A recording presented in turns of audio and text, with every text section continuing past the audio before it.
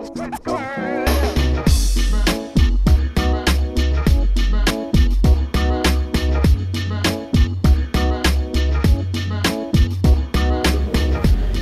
chiamo Anton Parodin, ho 14 anni, sono un collegio FESH in Ajaccio e mi piace suonare di chitarra.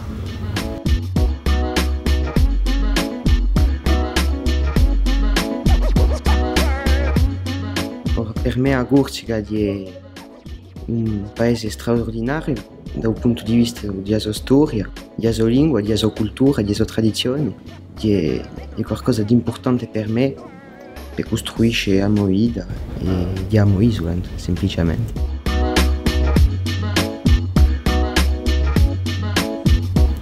Allora, come l'ha già detto Nanzu, la sua ricchezza della sua lingua, la sua cultura, la sua storia e anche la sua bellezza, perché se i turisti bene la scoprono, la bellezza della nostra isola.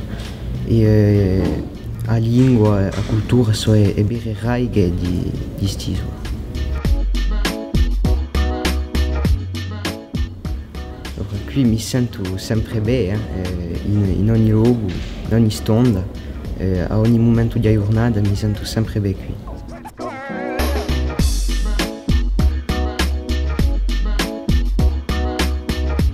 Siamo in strada, per la bene di Corsica, per ogni cosa fa, che sono sempre avanti, cosa ne va per costruire domani.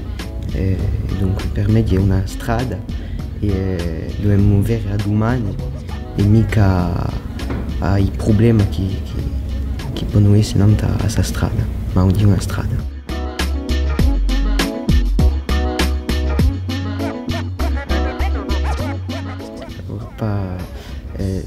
Per me aiutare a ripigliare un verso di una canzone di Fili di Giante Ramurocchi, scopre l'altro sì, ma fa la mia vita qui.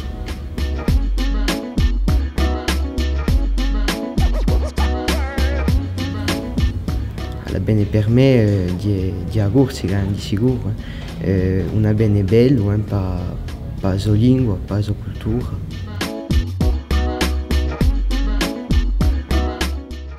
La Corsica per me è una forza.